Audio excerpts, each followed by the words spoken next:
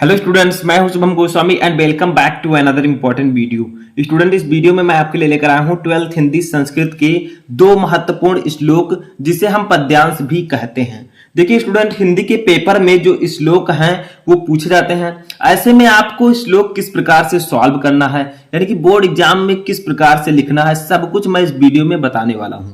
तो अगर आप 12th में हैं और बोर्ड एग्जाम की तैयारी कर रहे हैं तो ये वीडियो आपके लिए मोस्ट इंपॉर्टेंट है। देखिए इस वीडियो में हम जानेंगे कि क्लास 12 हिंदी के पेपर में जो संस्कृत के श्लोक पूछे जाते हैं, ठीक है, उन्हें हम कैसे सॉल्व करें, यानी कि उसका संदर्भ कैसे लिखें, उसकी व्याख्या कैसे करें, सब कुछ मैं इस वीडियो में डिस्कस करने वाला हूं। यहां पर मैंने दो श्लोक लिए हैं जो कि सबसे इंपॉर्टेंट चैप्टर के हैं, सुभाषित रत्नानी। ठीक है, देखिए श्लोक में अगर आप सुभाषित रत्नानी के सभी श्लोकों को पढ़ लेते हैं और उनका संदर्भ लिखना सीख लेते हैं तो आपके बोर्ड एग्जाम में एक ना एक पूछा जाता है। ठीक है, तो सबसे पहले इस वीडियो को कर दीजिएगा लाइक। ठीक है, चलिए स्टार्ट करते हैं। ठीक है, सबसे पहला हमारा है, आपको दिया रहेगा क्वेश्चन, दिए गए संस्कृत पद्यांशों या श्लोकों में से किसी एक का ससंदर्भ हिंदी में अनुवाद कीजिए। जैसे ये श्लोक दिया गया है, ठीक है, आपको दो दिए जाएंगे, एक करना होगा। जैसे है परोक्षे कार्य हंतारम प्रत्यक्षे प्रिय वादिनम वर्ज एतादृशम मित्रम विस्कुंभम पयोमुखम। ठीक है, ये ऐसे एक श्लोक है। आपको करना क्या है, सबसे पहले इसका संदर्भ लिखना है, यानी कि ये किस पाठ से लिया गया है, उसके बाद में इसका हिंदी में अनुवाद करना है। तो देखिए सबसे पहले हम संदर्भ लिखते हैं, उसके बाद मैं इसका हिंदी मीनिंग आपको बताता हूं, फिर हम लिखना सीखेंगे। ठीक है, तो देखिए ऐसे आपको मान लीजिए दिया गया, परोक्षे कार्य हंतारम प्रत्यक्षे प्रिय वादिनम वर्जेता दृशम मृतम मित्रम विस्कुंभम पयोमुखम। ठीक है, अब आप क्या कीजिए, आपके पास दो श्लोक रहेंगे सॉल्व करने को, क्वेश्चन तो आपको उतारना नहीं है। आप ये कीजिए कि जो श्लोक आप सॉल्व करने जा रहे हैं उसके पहले अक्षर, जैसे यहाँ पर लिखा है परोक्षे, ठीक है, इस वर्ड को फिर डॉट डॉट कर दीजिए। ठीक है, ऐसे से आपने डॉट डॉट किया, फिर जो लास्ट में ये है पयोमुखम, जो आपको सॉल्व करना है उसी का लिखिएगा। ठीक है, पयोमुखम हमने लिख दिया। अब ये हमें सॉल्व करना है, तो सबसे पहले हमें संदर्भ लिखना होगा। तो पहले संदर्भ लिखना हम सीख लेते हैं। इसको आपको ब्लैक स्केच से इस हेडिंग को ऐसे डालना है। ठीक है, फिर आपको क्या करना है, अंडरलाइन करना है इसे।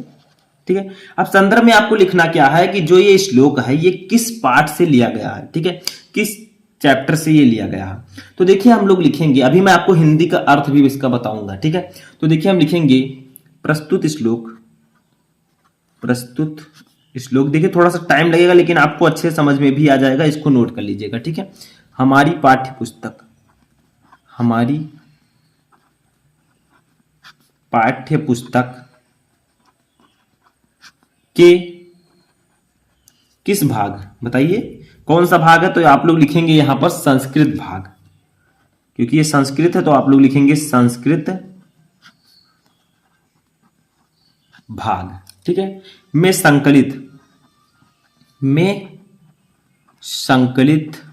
अब आपको लिखना है चैप्टर का नाम। अब चैप्टर का नाम क्या है, चैप्टर का नाम है सुभाषित रत्नानी, सुभाषित रत्नानी। ठीक है, ये हमने लिख दिया चैप्टर का नाम। समझ में आ रहा है, सिंपल है, बस समझिए सिर्फ। सुभाषित रत्नानी नामक पाठ से अवतरित है, नामक पाठ से अवतरित है। अवतरित है का मतलब लिया गया है। ठीक है, तो अवतरित है। अब आपको ऐसे ही श्लोक का संदर्भ लिख देना है, जैसे लिखा मैंने, प्रस्तुत श्लोक हमारी पाठ्य पुस्तक के संस्कृत भाग में संकलित सुभाषित रत्नानी नामक पाठ से अवतरित है। तो देखिए यहाँ पर सुभाषित रत्नानी चैप्टर का ये श्लोक है तो हमने सुभाषित रत्नानी लिखा।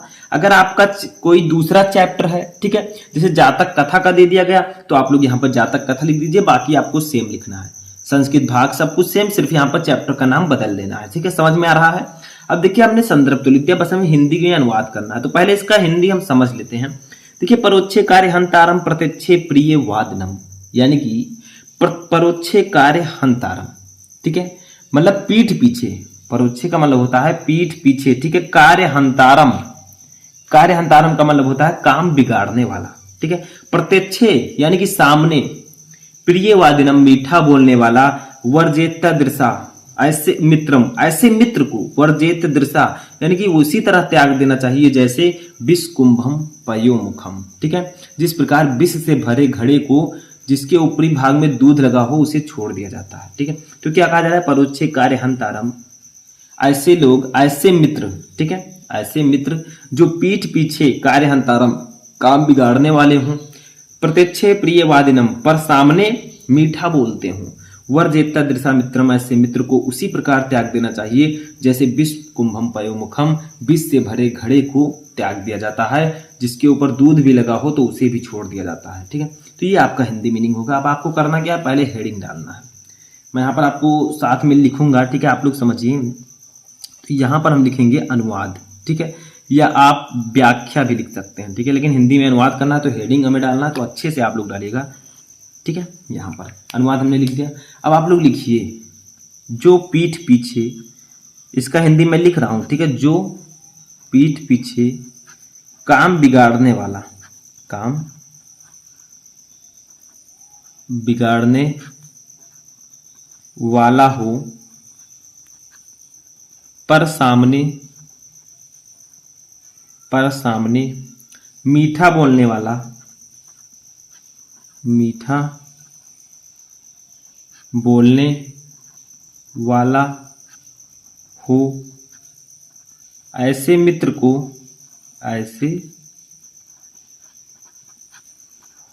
को उसी प्रकार छोड़ देना चाहिए, उसी प्रकार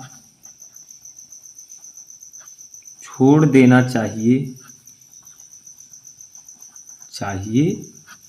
जिस प्रकार विष से भरे, जिस प्रकार विष से भरे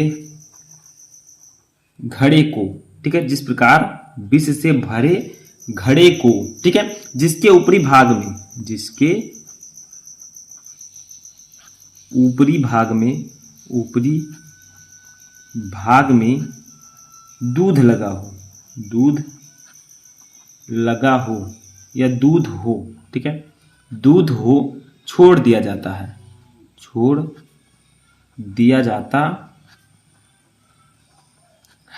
ठीक है। तो समझ में आया, जो पीठ पीछे काम बिगाड़ने वाला हो पर सामने मीठा बोलने वाला हो, ऐसे मित्र को उसी प्रकार छोड़ देना चाहिए जिस प्रकार विष से भरे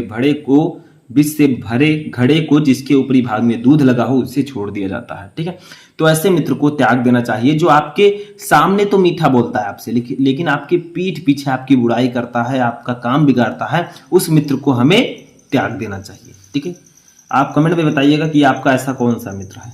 ठीक है, आगे देखिए दूसरा हमारा श्लोक है, यहां समझिए, इसी चैप्टर का है, इसी पाठ का।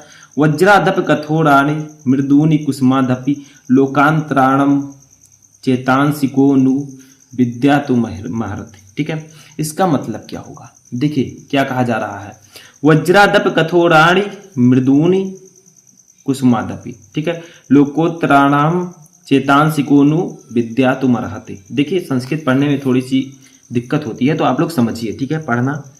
तो देखिए वज्रादप कठोराणि, इसका मतलब क्या होगा, वज्रादप कठोराणि यानी कि असाधारण पुरुषों के वज्र से भी अधिक कठोर, वज्रादपि वज्र से भी अधिक कठोराणि यानी कि कठोर, मृदून कुसुमादपि, ठीक है, और पुष्प से भी अधिक कोमल, ठीक है, हृदय को लोकांतराणाम चेतांसी कोनु विद्या त्रुमर्हते, यानी कि पुष्प से भी अधिक कोमल हृदय को भला कौन समझ सकता है। ठीक है, तो इसका सिर्फ इतना ही अर्थ होगा, आप लोग समझिए। तो देखिए यहाँ पर मैं संदर्भ नहीं लिखूंगा क्योंकि उसी चैप्टर का ये है, तो आप लोग संदर्भ लिख दीजिएगा। ठीक है, सिर्फ मैं अनुवाद बताने वाला हूँ, ये एक एग्जाम्पल के तौर पर था। ठीक है, जैसे आपको क्या करना है, सबसे पहले यहाँ पर वज्रादप लिखना है, फिर डॉट डॉट करके ये लास्ट वाला लिखना है, फिर आपको संदर्भ लिखना है, तब अनुवाद। ठीक है, लेकिन जब मैंने आपको फर्स्ट जो श्लोक पढ़ाया उसमें मैंने आपको बता दिया कि संदर्भ कैसे लिखते हैं, क्या कैसे लिखना है, तो इसमें सिर्फ मैं आपको अनुवाद बताऊंगा। तो वज्रादप कठोराण मृदून कुसुमादपि, यानी कि वज्र से भी कठोर असाधारण पुरुषों, जैसे महापुरुष जो होते हैं, ठीक है, महापुरुषों के वज्र से भी अधिक कठोर और पुष्प से भी अधिक कोमल, लोकोत्तराणाम चेतांश कोनु विद्यार्महत, यानी कि अधिक कठोर और पुष्प से भी अधिक कोमल हृदय को भला कौन समझ सकता है। बस इतना ही इसका अर्थ होगा। तो आप लोग लिखिए असाधारण पुरुषों, असाधारण पुरुषों, ठीक है, जिन्हें हम महापुरुष कहते हैं। क्या, महापुरुष। ठीक है, तो महापुरुषों के वज्र से भी अधिक कठोर कठोर और पुष्प से भी, और पुष्प से भी अधिक कोमल हृदय, अधिक कोमल हृदय को भला